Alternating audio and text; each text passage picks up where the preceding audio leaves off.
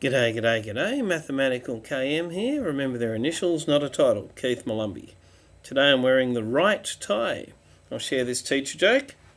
So the right tie, Orville and Wilbur. There we go. Okay, and this is round 3 of the Woden Cup. 1430 with the white pieces coming up against Glenn, who is some 270 higher, 1695. And really, it's actually, I don't know if it's a true test of Solomon Riddell, the chess giant's Hippo course, but we are looking at playing against the kingside big centre, Austrian attack against the Hippo. But again, I've got the white pieces, so this is not directly reviewed in Solomon's course. So let's see how this goes. So I'm starting my Hippo, so far so normal. You've watched this is the 103rd one in the folder, so you would have seen a lot of these, but bang, we have got that Austrian attack, 3-pawn kingside big centre, and now it is all about f4. We want to keep this bishop at home.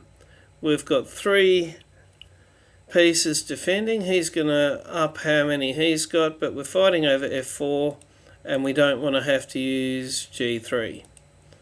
Probably going to castle kingside, and we also want to arrange to be able to play c4 and chip at that centre from the side. So let's see how Solomon's strategies work when put through me. Okay, so he's developing. Okay, he's now got, for that push, he's got 2 pieces, and we've got the 3 pieces. If we were ever to move that bishop, which it looks like we're about to, but that's not why we've done that. We've done that for our pawn push. Then we'd be in trouble. And it's called an inaccuracy, but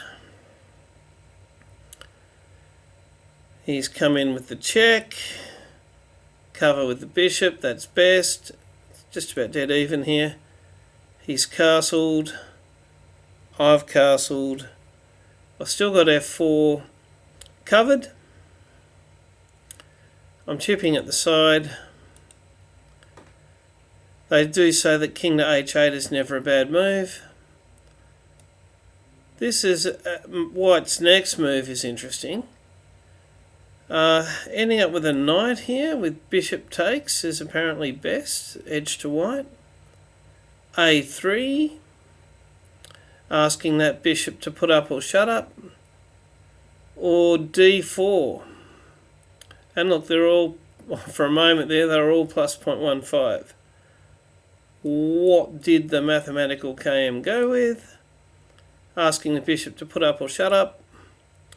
Back it goes. I do note that it is no longer supporting the f-pawn, and I'm guessing that's to provide 2 defenders for the d-pawn, because I have got 2 attackers on the d-pawn. Potentially could get 3. But, let's see, the computer was liking, wondering if d4 is a choice here. Not so much. Bishop c3, working on the middle one. But increasing the tension, it's considered good. It's still an edge to white. E takes, so the centre's exploding. Should have taken back with the pawn. I guess that both knights coming off would not probably have happened if I'd taken with the pawn. And we're coming up to a pivotal moment. And in many ways, you could say the strategy, the position, it says 0.4 to black, but I've got an idea now of chipping at that big centre from the side. Solomon's plans seem to have worked, and even here, he's grabbed that pawn. The computer doesn't like it, but my big idea was to keep that queen home. And once I've kept the queen home, maybe to try and get the pawn back.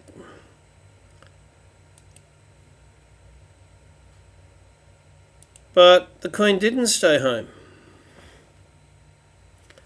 This is the woulda, coulda, shoulda, didn't moment. On the face of it, it is I get a bishop, he gets a rook, which is how I convinced myself not to play the plus 2.1 move, which was the planned move, keeping the queen home, because if the queen moves, I take your bishop. Woulda, coulda, shoulda, didn't. And the reason it's good, even though it kind of looks like going down the exchange,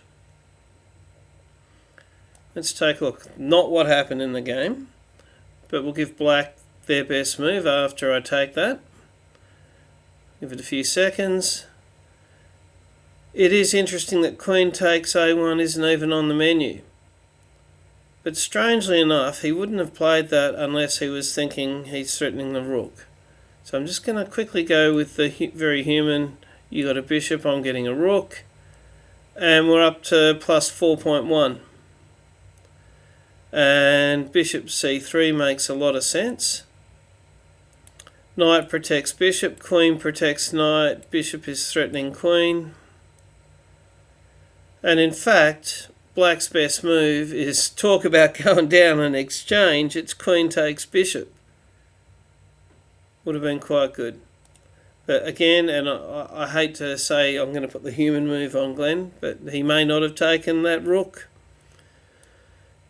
But that's the only square the queen gets to live on. And then from there, and this is, again, don't know if I would have found this, but just putting the attack on. And at worst it's a trade, but it's getting rid of the defenders of the king. I've got other pieces that can swing in on this.